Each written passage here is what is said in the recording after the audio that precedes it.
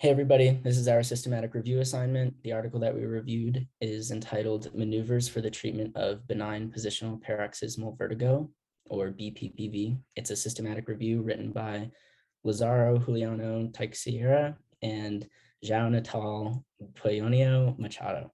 It was reviewed by me, Patrick Klaas, Morgan Corris, Issa Moore, and Cesar Shams. For the purpose, the aim as stated in the article was to assess the effectiveness of the specific maneuvers available to the treatment of BPPV. The clinical question, it wasn't stated specifically as a clinical question, but we kind of rewrote the aim so that it had a question format. And it was, what is the effectiveness of the specific maneuvers available to the treatment of BPPV? For the methodology of this study, let me move this up. The inclusion criteria and exclusion criteria were listed explicitly, and it included randomized controlled clinical prospective studies that involved individuals older than 18 years old with a clinical diagnosis of BPPV that was confirmed with a Dix-Hallpike positional test and classical signs of positional nystagmus. They also used the JDAD scale score, and they only included studies that were scored 3 to 5 points, which was supposed to be high quality. Another inclusion criteria is written in Portuguese, English, or Spanish. Anything outside of these languages was excluded. The exclusion criteria included other labyrinthian diseases, such as Meniere's disease, and so on, or the use of movement aiding equipment, as well as papers which analyzed other forms of physical therapy interventions, such as electrotherapy, electrical stimulation, TENS, and so on. And then I thought this table 2 was pretty informative. It shows all the studies that were excluded, and it shows their JDAD score, and then the reason for exclusion towards the right. Okay, so for the pros and cons of this study, we see that the pros are the electronic databases that were used, the articles reviewed independently, the JDAD scale study evaluation table provided specific reasons for exclusion, inclusion and exclusion criteria, and the relative risk and 95% confidence interval was included. So our cons are that there was no flow diagram. They were only using phase 1 randomized clinical studies. They had small samples, short follow-up times. There was a small number of studies, so they only included 5. The overall limited availability of the topic, so it was kind of hard to find articles on it, and some criticism for using the JDAD scale. So now we're going to go over the AmStar results. Our first question is, was an a priori design provided? And the answer is no.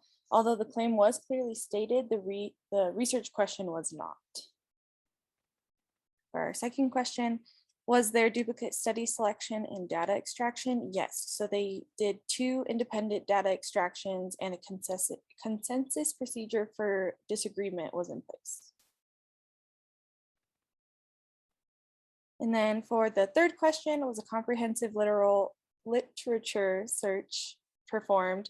Yes, they used the LILACs, Medline, Pedro, and the Cochrane Register of Control Studies. Keywords that they used were vestibular diseases, vertigo, rehabilitation, physical therapy, meta-analysis, and literature review. And their search strategy is listed as the Dickerson et al., Castro et al., Systematic Reviews, Cochrane Manual, and Bickley and Harrison.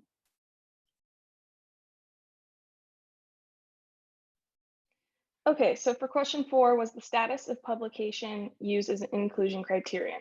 The answer is yes. 2 papers were excluded because they were in a language other than Portuguese, English, or Spanish. Reason for exclusion of each paper is listed on table 2.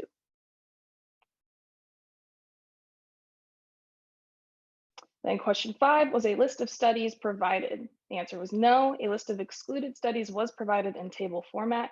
Included studies were discussed in the results section, but no list and table format was provided.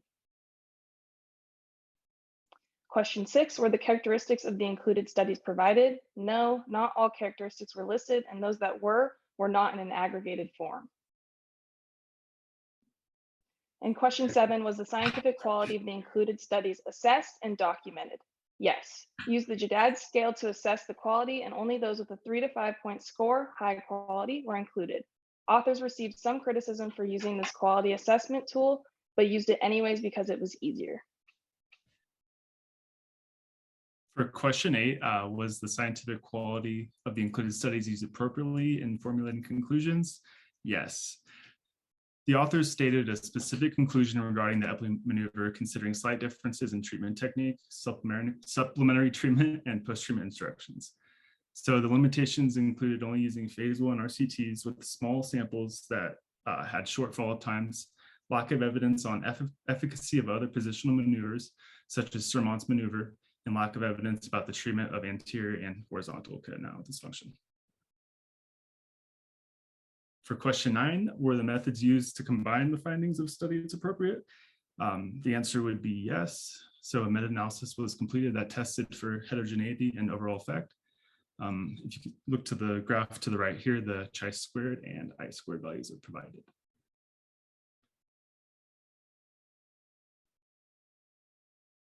All right, for question 10, was the likelihood of publication bias addressed? No.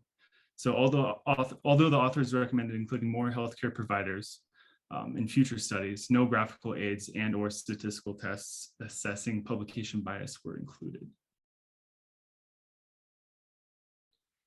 For question 11, was the conflict of interest stated? No, the authors did not give any confirmation or denial of conflict of interest. And here are our references.